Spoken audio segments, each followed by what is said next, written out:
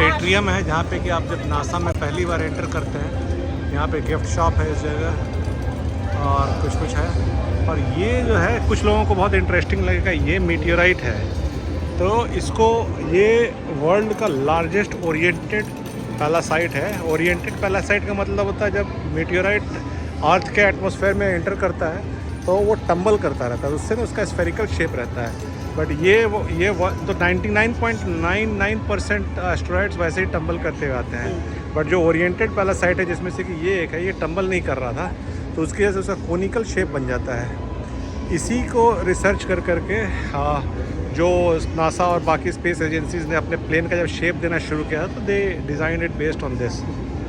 Very interesting and I am not very sure, लेकिन ये कुछ क्रिस्टलाइन स्ट्रक्चर्स है इसमें which may be diamond, but again I don't know, क्योंकि diamond अगर होता तो आई एम श्योर कि लोग लिखते ज़रूर इसमें, पर ऐसा कुछ दिख नहीं रहा। यही एट्रियम में ही ये एक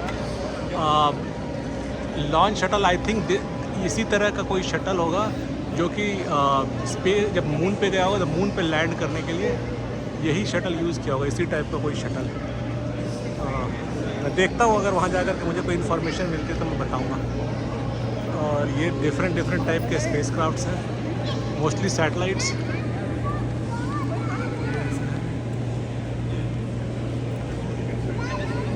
आपका मॉडल इंटरनेशनल स्पेस स्टेशन का जो आप देख रहे हैं, यहाँ पे बहुत बढ़िया प्रेजेंटेशन दिया है इन लोगों ने। और अभी हम लोग एंटर कर रहे हैं मिशन मार्स। ये हम लोग को देखना पड़ेगा अंदर क्या है। वैसे तो मैं यहाँ पे कई बार आ चुका हूँ, लेकिन अब मुझे याद है नहीं।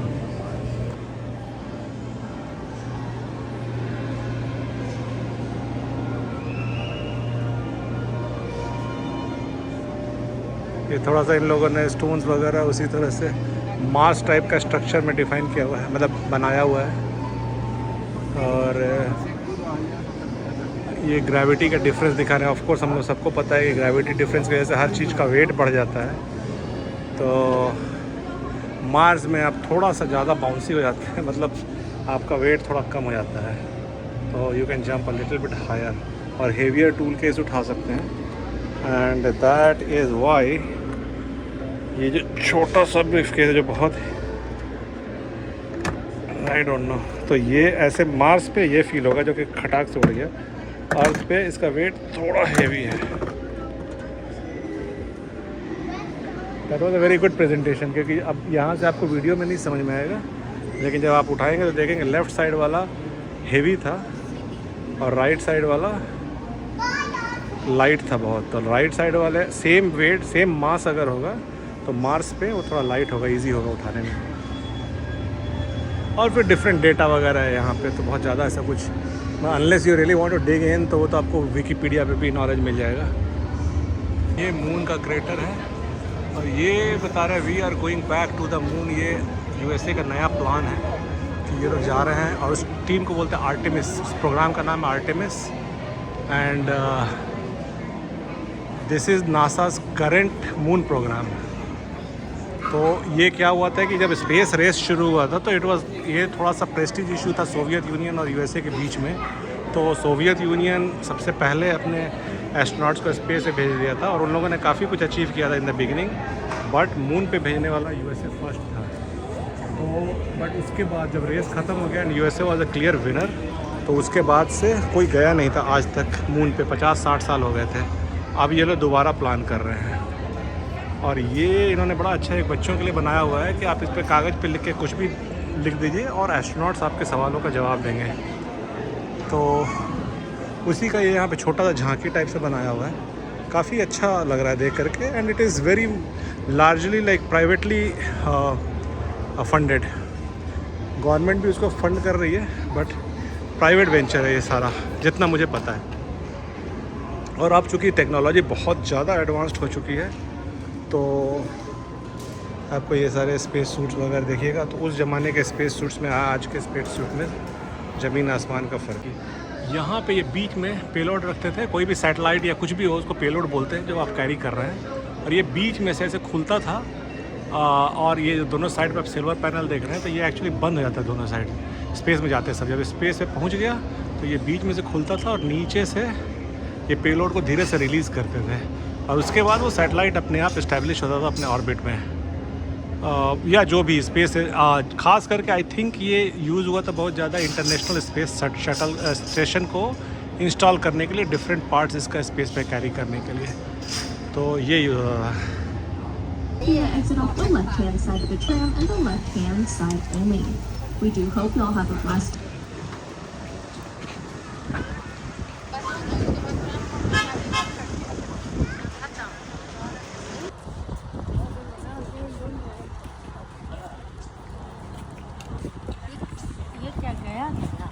हाँ, अरे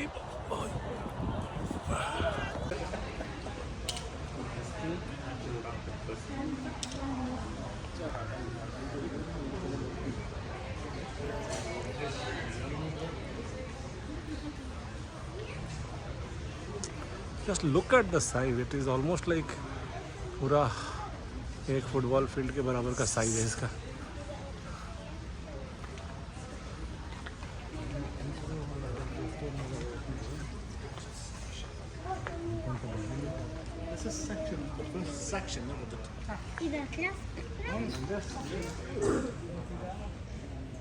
Saturn 5 rocket,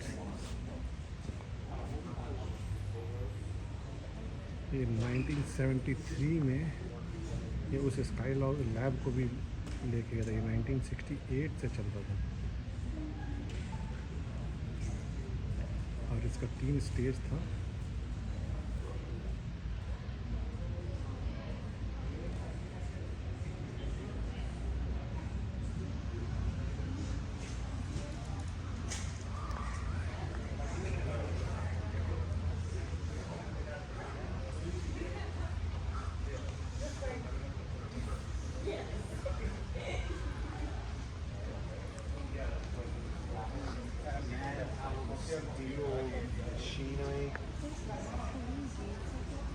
Well, you think about it, when you sack it, the weight of that is going to be on that, and then it's pretty easy to disconnect it.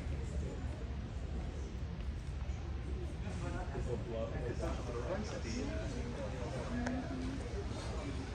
The little wire.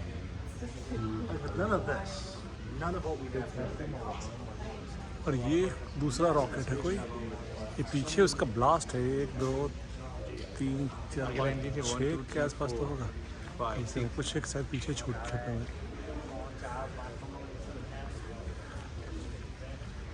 My goodness.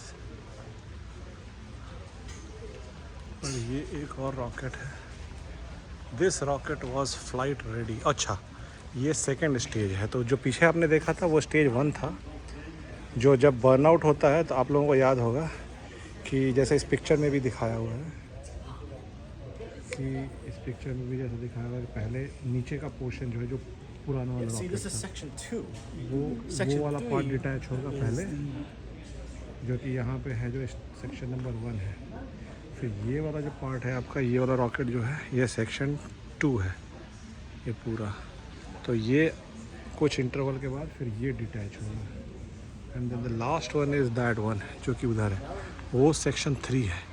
ये and तक रहेगा main satellite के साथ, या जो भी आपका payload है जिसको लेके जाना है। It could be that shuttle also जो मैं दिखा रहा था, एनीथिंग। और ये इसमें सिर्फ एक ये आई डोंट नो फर्नेस या ब्लास्ट जो भी बोलते, नोजल जो भी है। और ये देखिए, ये स्टेज 3 है, आप देखें ये स्टेज 3 है, जो ऊपर रॉकेट का वाइट पार्ट दिखा रहा है, उसके आगे आपका पेलोड है। और ये स्टेज 3 पे लास्ट स्टेज में रिलीज़ करता है, तब तक में सैटेलाइट ऑलरेडी स्पेस में पहुंच चुका होता है। लास्ट में ये पेलोड है, ये हॉलो होता है, ऊपर से सिर्फ शेल है प्रोटेक्शन के लिए, हीट और जो कुछ भी प्रोटेक्शन स्पेस में जाने के लिए, तो ये शेल है। लेकिन इसके अंदर पेलोड रखते होंगे ये लोग।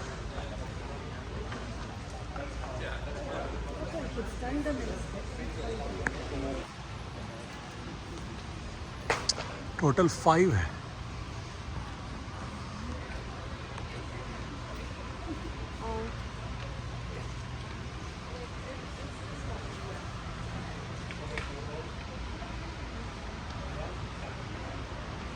the Falcon 9, you will see a mock-up of the Space Shuttle Independence on top of the real Boeing 747 shuttle carrier aircraft. While the Independent ये है वो शटल जो अर्ली 80s में स्टार्ट किया था अमेरिकन्स ने। ये इंडिपेंडेंस शटल है, दो थे, आई थिंक कोलंबिया था और एक इंडिपेंडेंस था, बट चेक करना पड़ेगा। बट ये था, तो ये प्लेन के ऊपर इसको ट्रांसपोर्ट करते थे इस तरह से, इस शटल को, बिकॉज ये शटल एक जगह से दूसरी जगह नॉर्मल नहीं जा सकता था, तो इसको प्लेन के ऊपर बोइंग 747 के ऊपर ये करके टाई करके then they use to take its everywhere. तो ये वैसा शटल था जो पहला स्पेस शटल था जो स्पेस में जा करके वापस आ सकता था। इसको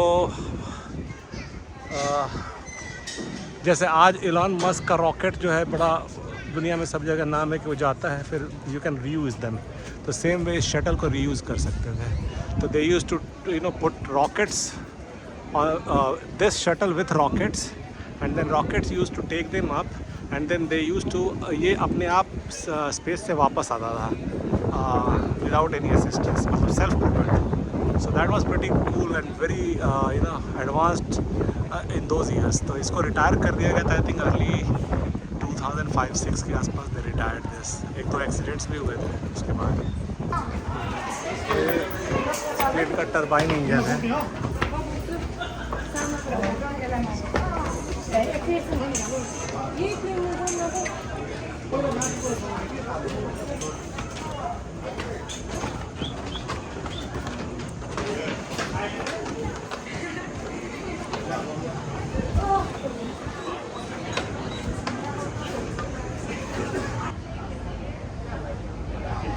ये उस शटल का नोज़ है यहाँ पे, और ये ब्लैक कलर का देख रहे हैं, these are all heat shields.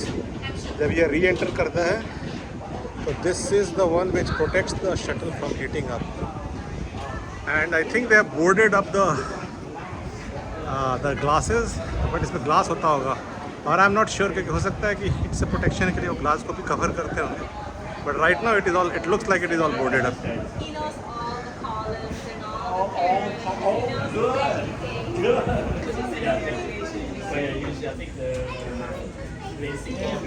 You have the cockpit of the pilot. Okay, all right. What else? Just give me a name or something, okay? You guys know we can go down to the second floor.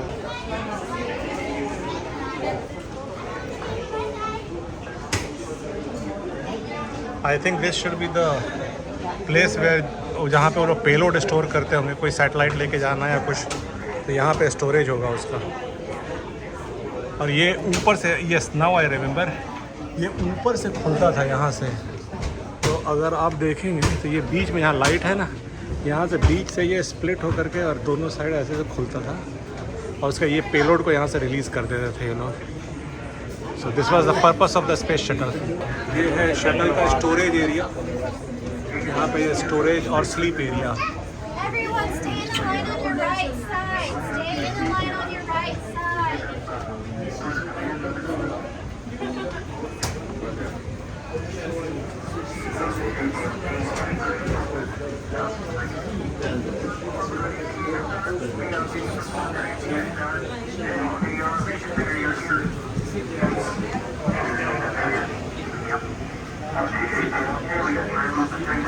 I think sleep area भी यहीं पे है कहीं, तो इधर restroom था।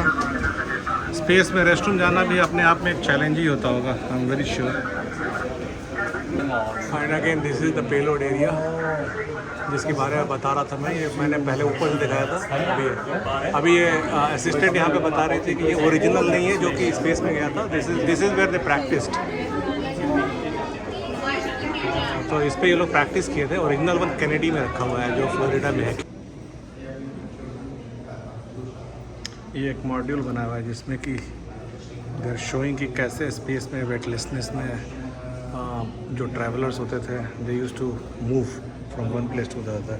तो basically ऐसा कुछ स्पेस में ग्रेविटेशन तो है नहीं, तो ये लोग सिर्फ फ्लोट करते थे।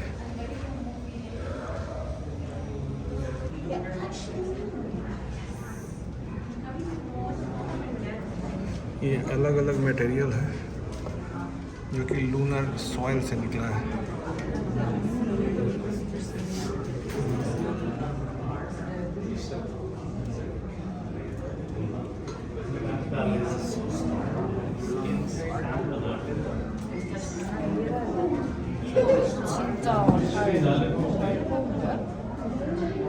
ये वो रॉक्स है जो मून से ये लोग लेके आए थे and then I think they did the cross section cut और उसका स्टडी करते थे ये लोग, इससे क्रिस्टलाइन स्ट्रक्चर का। This is the lunar basalt, It's more like Mars. Lunar breccia, I don't know, lunar anorthosite, and again same thing. Then they're showing all these tools here which they use to analyze the rock sample from moon. And nitrogen, they used to put it inside the nitrogen filled chambers, I'm assuming. और ये सारे वो tools हैं। वो वाला rock है जो moon rock है जिसको कि लोग आप टच कर सकते हैं। You can touch it from here, and this is the rock from the moon. And that is what it says here. Touch the moon.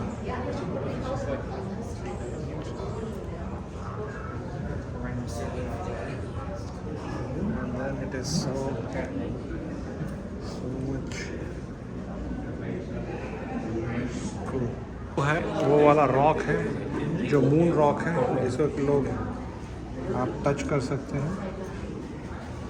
You can touch it from here, and this is the rock from the moon. And that is what it says here. Touch the moon.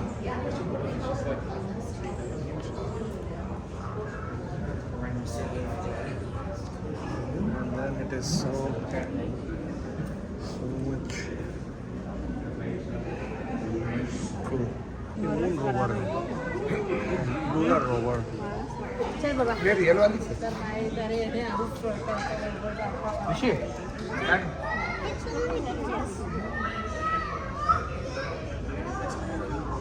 इसको वहीं पे छोड़ दिया था इन लोगों ने moon पे। Look at the tyres. इसका जो ग्रूव है एक सर्टेन डिज़ाइन का है।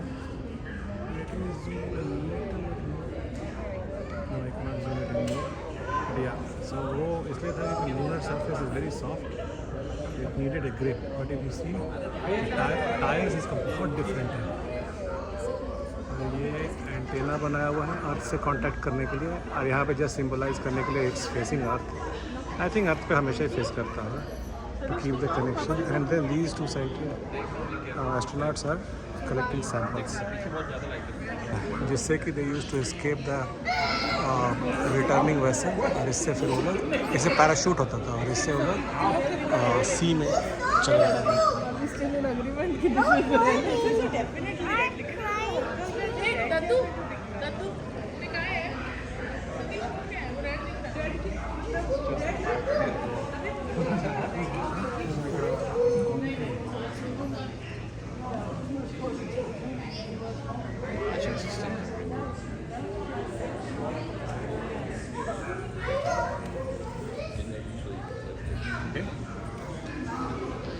ये हैच है।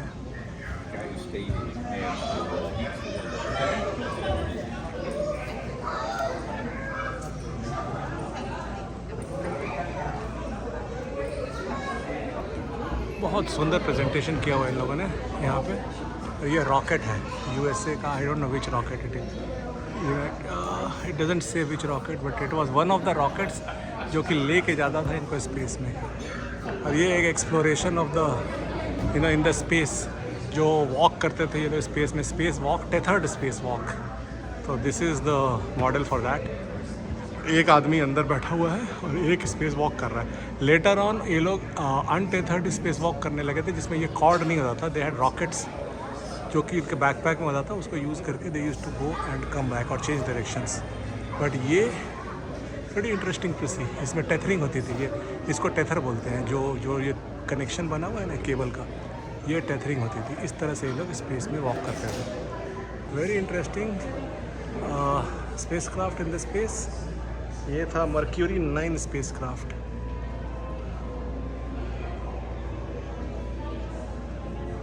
ये है इनका inner clothing, I think inner layer.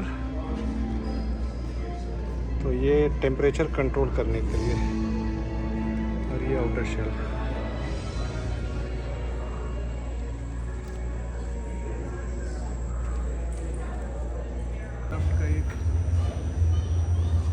Spacecraft का एक मॉडल है, आई थिंक ये स्काईलैब है। हाँ, जो लोग मेरे जनरेशन के हैं 70s किड्स, उन लोगों को पता होगा स्काईलैब का टेरर कितना था। लेट 70s में, वेरी अर्ली 80s में स्काईलैब गिरने वाला था आसमान से, तो हर लोग, सभी लोग बहुत डरे हुए थे कि अभी क्या होगा।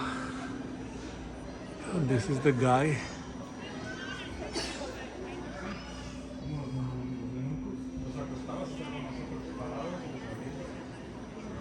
इंटरेस्टिंग टू सी, यहाँ पे लोग स्लीपिंग एरिया था इनका, ये स्लीप कंपार्टमेंट है। और since there was no gravitation, तो there was no concept of vertical और एनीथिंग। तो कोई यहाँ पे खाना खा रहा है ये, और यहाँ पे ये शावर ले रहा है। दिस इज़ फनी, क्योंकि इनके पास शावर के लिए प्रॉपर, जैसे हम लोग शावर लेते हैं, नहाते हैं, उस तरह से पानी का कोई अरेंजमेंट नहीं था। तो आई थिंक कि थोड़ा सा इससे वेट करके, ये इसके हाथ में जो है, इससे वेट करके टॉवेल को, और ये लोग करते होंगे, ऐसा मुझे लगता है। ये देखिए ऊपर में वेस्ट मैनेजमेंट सिस्टम है, और स्टोरेज एरिया वगैरह सारा कंपार्टमेंट है। ये इन लोगों का पर्सनल आइटम्स, जैसे कि फ्रीज ड्राइड फूड, ड्रिंक्स, इस तरह से बॉटल में इनको मिल दिया जाता था। क्योंकि स्पेस में फूड का इतना इजी नहीं रहता है, खास करके लिक्विड तो बहुत ही मुश्किल होता है, बिकॉज ग्रेविटी है नहीं, तो ड्रॉपलेट्स बन के फ्लोट करता रहेगा पूरे स्पेस में। And then I am sure कि ये डिहाइड्रेटेड फूड रहता होगा सारा। कुछ नेचुरल फॉर्म फूड भी दिखा रहे हैं ये लोग।